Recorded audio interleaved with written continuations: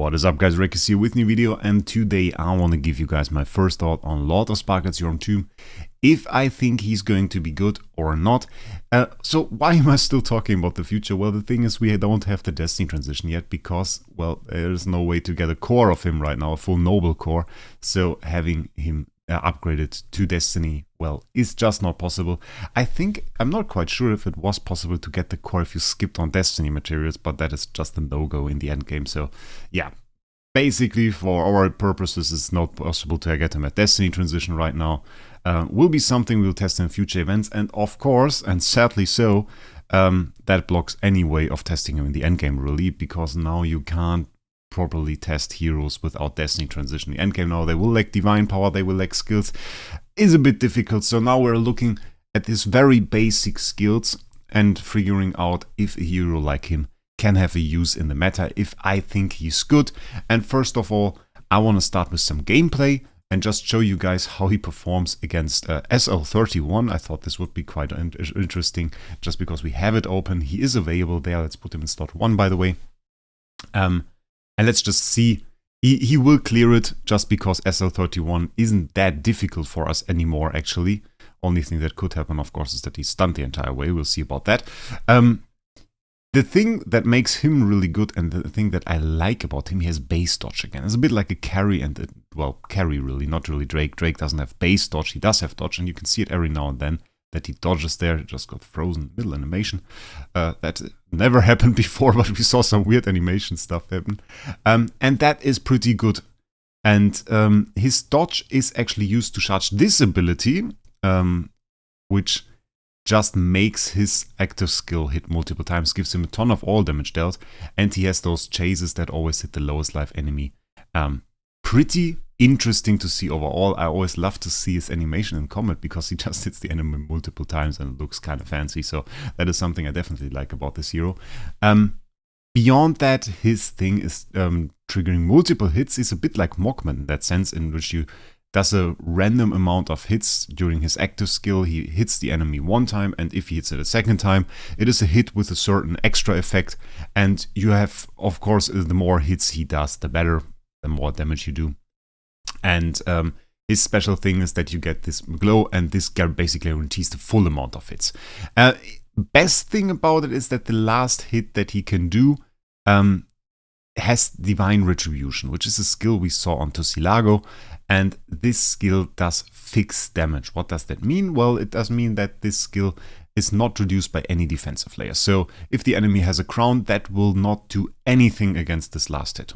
So makes him pretty lethal, if you think about it, because, well, if you have a tanky team, this guy punches right through it with a bit of luck, given that. But I think you can include him in a lot of teams, actually. He's not only interesting in PvE. Every hero that can just dodge baseline is interesting in PvE. But he's also interesting in PvP. And I even thought about which teams might use him. I don't really see him in a CC team because he needs his dodge to charge up his ability. So no dodge, well, because the enemy is CC'd, obviously.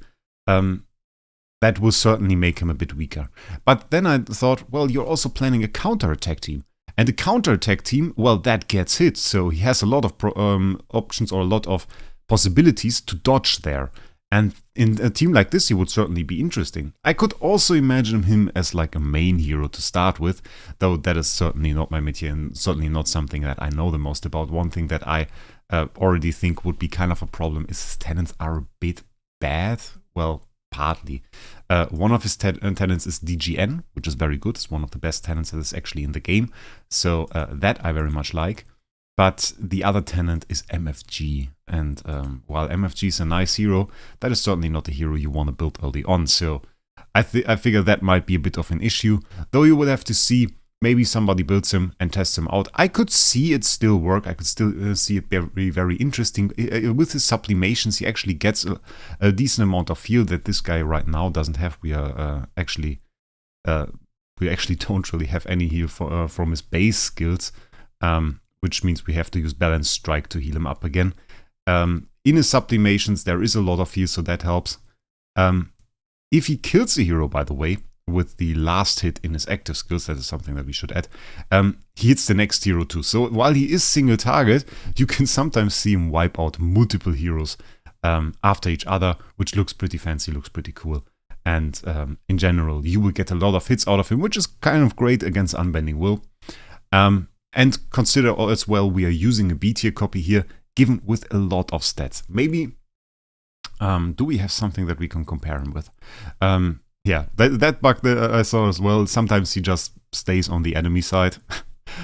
This looks kind of funny. But yeah, B+ copy at the moment. Maybe we have another hero to compare him to.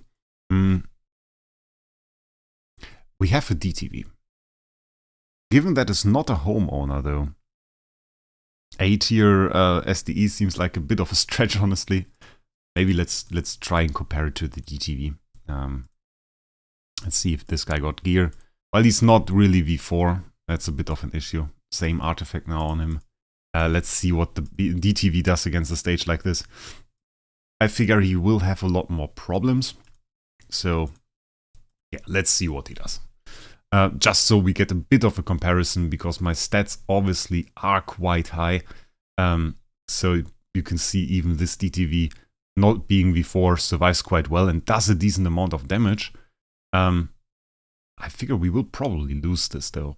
Can't really see that DTV beat the stage. Would be kind of interesting, though, if he gets weakness disclosure. I mean, maybe. Would be kind of insane. Base DTV is a menace. Okay, no. Okay, this guy can't beat it. So you get a bit of a comparison there from damage that we do, and obviously we have a bit more damage here, him being homeowner and everything, so it's probably going to do like 30-40% more damage just based on the extra attack that we get.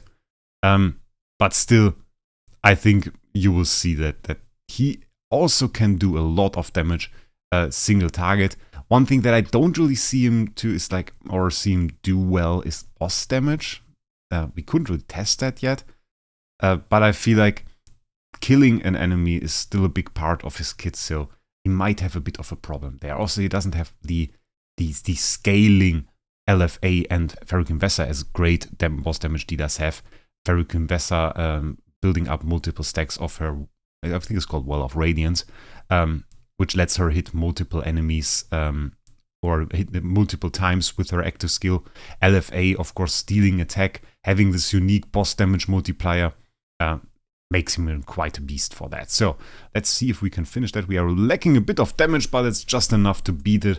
And I think at no point did we ever take really a lot of damage there. So that was quite fine. I think with an Endless Game, we could even run him and do a lot more stages. So you can see he is kind of interesting. Let's talk more about his skills there. We tried him a bit in PvP during my last live stream. If you want to check that out, make sure you go there. Let's talk a bit about his skills, just the base version of this skill here. Or let's talk about the sublimation version. That's maybe a bit better. Come on. Because sublimed is definitely the new standard in my opinion. So we have 2000% attack damage to one enemy, which is kind of bad. Hitting multiple enemies is often good. But we hit a single enemy, of course, a bit of an assassin. Well, he's an assassin. And then there's this 80% chance that I already described to deal another hit, and we hit 4 times. There are 4 different kinds of hits that we have here, and then we release the destructive strike if we hit the 4 times. So first one bleeds the enemy. We have some bleed. Bleed is good. We take it. Then we have 2000% attack damage. Block ignoring. I think that's the first time we see that. Interesting against HHA. When it's good, and reduces their damage reduction by 20%. 20% reduction of the damage reduction is pretty cool, and actually something you would want to replicate with DGN, so maybe there is some potential to combo this guy with DGN. 2000% armor ignoring damage is not very fancy. Crit guaranteed is very fancy, is very nice. And we steal 10% attack from the target for 3 rounds, which is good. Then we have 20% of the target's max HP capping at 1500% of Yorhm Tum's attack. It's a bit of a weaker hit there, but we have a 90% chance to inflict Seal of Light. So a bit of CC, not bad at all. We take it. Seal of Light, if you guys have already forgotten about it, heroes inflicted with Seal of Light cannot trigger their passive skills. It is a very weird CC. Interesting that we didn't get a a Transcendence version of this CC here would be quite very interesting. I actually think a Transcendence version of Seal of Light could be pretty good. But okay, we get Seal of Light, and blocking passive skills is certainly important. And if we did 4 attacks in total, we release Destructive Strike and, as I said, Divine Retribution. That is damage that can't be reduced by any means. And if we take kills the target, we inflict the Destructive Strike on the next enemy with the lowest HP. So if we actually manage to kill off one enemy, we hit another enemy, and that can chain. That can chain. We saw that chain in some videos. It's pretty fancy if that happens, so very cool. Sublimations here, all damage dealt, we take that. That's pretty good.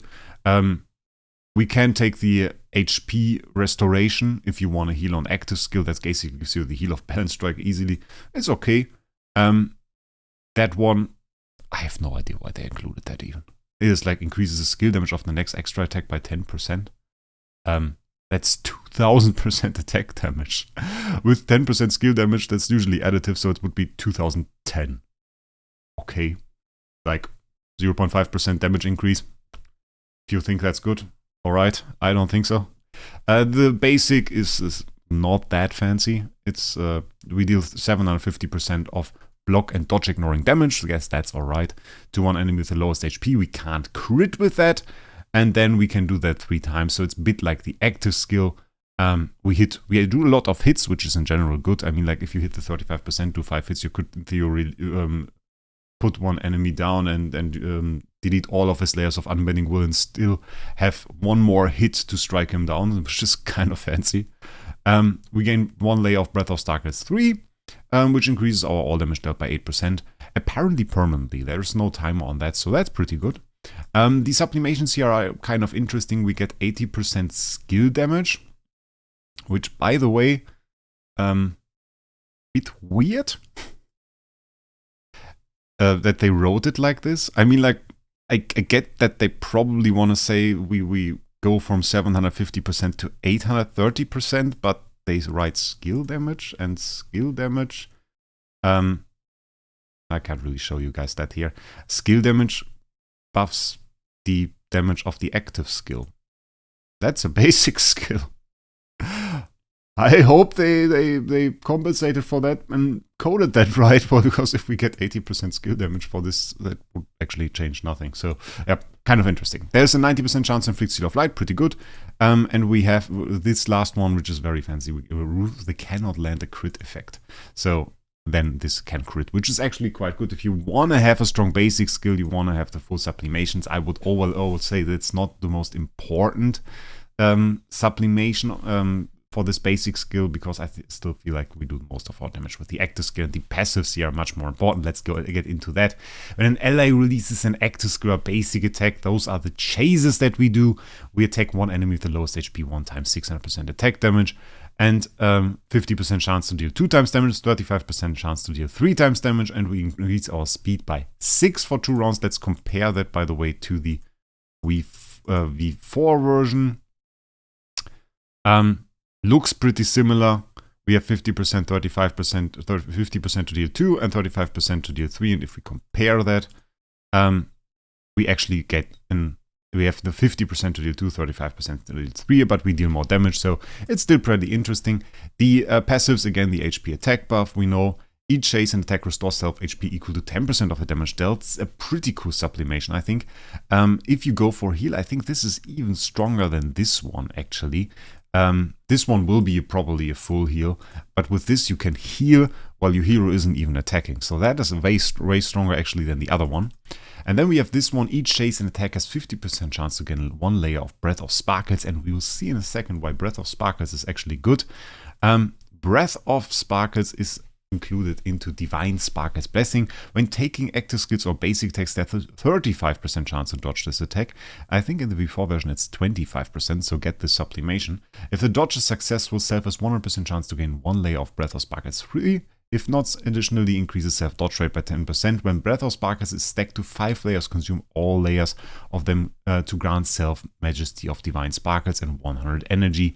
Breath of Sparkles 3, again, is the all damage dealt increase. Once we have 5 of those though, we trigger Majesty of Divine Sparkles, increase self all damage dealt by 40%. When releasing an active skill, consumes Majesty of Divine Sparkles to increase the chance of releasing an extra attack each time to 100%. Self cannot gain Breath of Sparkles when having Majesty of Divine Sparkles. So we talked about this. Those are the extra hits. We basically raise this chance from 80 to 100%, making us hit the full amount of hits every single time, as long as we have the skill, which will only be one active skill, obviously. And we will, of course, also release Destructive Strike. So the key to having him do a lot of damage is really to get Majesty of Divine Sparkles from most of your active skills. How do you achieve that? Well, you achieve that by having him dodge a lot. And gain the layers here with chases and attacks, as well as the dodges that we saw here. Every time we dodges, we get 1 layer. Every time we chase, there's a 50% chance to gain 1 layer if you have the sublimation. So combining this, pretty important. Get this one full, get this one, so that you can gain Majesty of Divine Sparkles very often, because 40% all damage dealt, that is something. We have some HP attack increase here.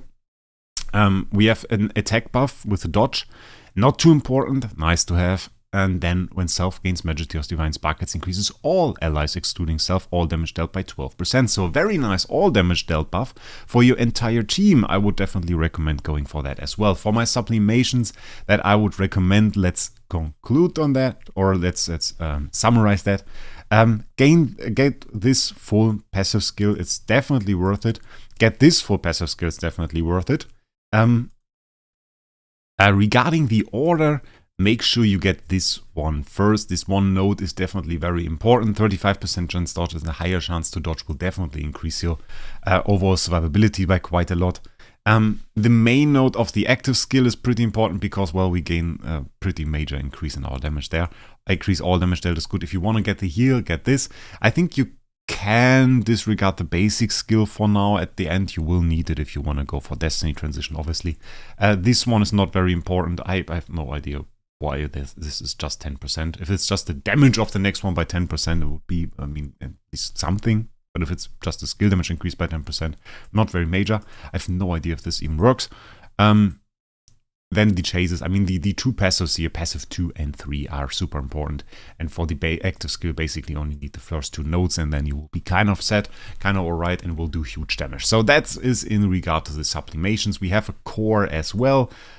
Core caused some confusion, but we will read it out. After releasing active skill or basic attacks each time, grant all allies excluding self 5 layers of soul steering for 1 round. When any ally releases active skill or basic attack, remove 1 layer of soul steering from all allies, increasing all allies control immunity by 2% and all damage reduction by 1.5% for 1 round. And soul steering each layer increases the owner's all damage dealt by 2% and speed by 2. So every time he attacks, active skill, basic skill, which will probably be, if you run massive damage delay, will probably attack first. He will grant all of your allies 5 layers of soul steering, and then you usually have 5 allies. So first ally attacks with 5 soul steering, second ally attacks with 4 soul steering, and etc. So the last ally that attacks will do the lowest damage in that sense, because he will have the lowest all damage dealt, but the highest all damage reduction buff, which is kind of interesting, kind of weird. I mean, for that to work well, you want to be faster than the enemy, just because, well, your heroes attack, and after all of your heroes attack, you have the highest all damage reduction, so that is the perfect time for your enemy to attack. We have the highest all damage reduction, highest control immunity. Are those major buffs? Not at all. Not at all. I mean, like, even if you get 5 of those stacks and the enemy attacks, what does 5 of those stacks mean? 7.5%. That's not too much, not a whole lot. If you look at the stacks on 8, that's of course much more major. We have all damage reduction 3%. If you have 5 of those, that's 15% all damage reduction. That is quite a nice effect. Is this like the most insane core? Is this the core you really want to use Lord of Sparkles? Not at all. You will need it though, because otherwise you don't get Destiny Transition. It's a decent core. It's a decent core. You can use it.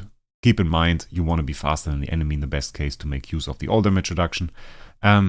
So faster teams profit more from this core. Destiny transition, if we look at it, is pretty remarkable. We have 12, when Self has 12 transition power, consumes 12 layers of them, inflict 1200% of attack.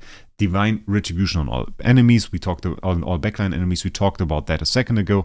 Can't be reduced by any defensive layer, so we have pretty good damage there, especially if you fight a sustain team or something. You will punch quite into their defenses and can probably cut a hole there. And if your lowest life enemies in the back row as well, that will be quite devastating. I would go for active skill hits. It is again one of those 12 layers instant trigger ones. Maybe combine it with an active skill. Might get a kill out of that, so that's pretty good. Here we have 600% damage to the targets, probably the backline. Or we use the 8% targets max HP, which I would probably prefer and go for, because that's just more damage to that. Lost HP, yeah, it's a bit of a problem in the shield meta. I wouldn't really go for that, so go for the middle one. That's pretty good. Targets crit reduction, armor reduction, or speed reduction. Probably, I mean, like, if you want to be faster, either the speed or the crit is alright. Then we have Efficient inflicts 600% of attack, divine retribution on enemies with 50% or above. That's quite good. A lot of enemies will have 50% of above. It's not really the time, at least if you have more sustaining teams with HHA and stuff, it's not really that they often are at low HP. Some of the CC teams, mine for example, are sometimes there, but I think you will still hit a good amount of heroes with this Divine Retribution. Or you can take the safe route, get the 300% one that will always trigger. Or increase your self-energy. I think the energy increase is pretty good. I would probably go for this one, but all skills here are pretty alright to use. Increase all damage dealt by 15% for 2 rounds. Control immunity offset or speed. Control immunity offset is for Seal of Light. Could be interesting, but I don't really see that. Rather get better star spawns. Check out my star spawn meta guide if you haven't done so. And then we have the speed increase, which can be good because he is an assassin. He's obviously already fast, but maybe in a speed battle that could be nice. Or you go for the all damage dealt. All damage dealt, certainly the preferable variant in PvP. Then we have the last skill, and last skill isn't all too fancy. When Self has 12 layers of transition power, consumes 12 layers of them to inflict 1600% of attack. Divine Retribution on backline enemies, so our attack value here, where is it? It goes up from 1200 to 1600. A decent increase. And then we have the 66% chance to inflict Seal of Light on each target for 1 to 3 rounds respectively. Is this like the Destiny's rank 6 skill you want to go for first? No, not at all. I mean, you can take it, but I would probably, if I only had the ability to get one Destiny rank 6 hero, I would probably go for something else. Maybe go for Star Alchemist Holmes Young. I made a review on that. Or go for BQA or anything like that that really profits from getting that Destiny rank 6. This guy gets a decent buff, but it's nothing too fancy. It's one of the ones that you would probably take later on. So, that being said, I like this hero.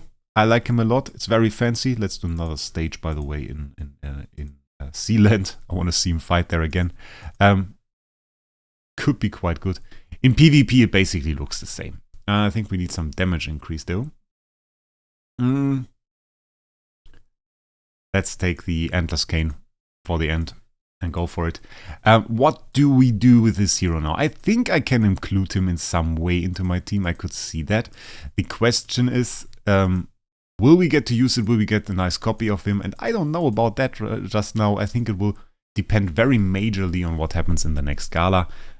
If the next gala, of course, again, as it was with TBB, throws a huge amount of hero copies of him on the market, which might just be the case, well, there might just be a nice S tier copy we can grab. I have 75k Starry Gems at the moment. Maybe there is something we can take. We'll see about that. And then we will test him a bit more. Though at the moment, I have to say I kind of hate it. I mean, like, that is most of what I did. You can see, I mean, it's obvious that he's nice. Look at that. But there are certain things that I would like to test and couldn't test right now. One of those things being endgame PvP capabilities. Can he really punch through sustain teams? He has this Divine Retribution, but is this enough to really kill a hero from a sustain team? Does that even work? Is he fast enough? Is there an impact if he attacks early on? I really can't tell you guys about that. And that's a bit sad at the moment. It's something I really don't like. And I hope the age improves a little bit on that. It would have been quite fine if they buffed that a little bit. Okay, Okay, we lost and he stands there. Seems like we lack a little bit of damage, but that's just natural. We don't really have an insane copy. We didn't add any support, so just makes sense. Yeah. So it would be nice if they changed that so we can test it a little better. With sublimations, of course, I think we would obviously have won that. So keep that in mind. Should you go for this hero? I would be a little bit careful if using him as a first hero. I think he seems good, but I don't know. If he really fits into a route there. It's all about getting good routes, getting good picks at the early game. And in the end game, I see him as very promising. Personally, if there was like a, let's say 50-60k buyout S-tier copy in the auction house right now, I would go for it. I would go for it. I would click on it. I would try to get it because he seems very fancy, he seems very good, and I can see him in a lot of teams as a damage dealer, as some way to punch through teams, to really devastate teams. And if you don't have a proper lowest life hero like Wraec that can take a few more hits, I think he can be very, very, very mean and can take out heroes fairly swiftly.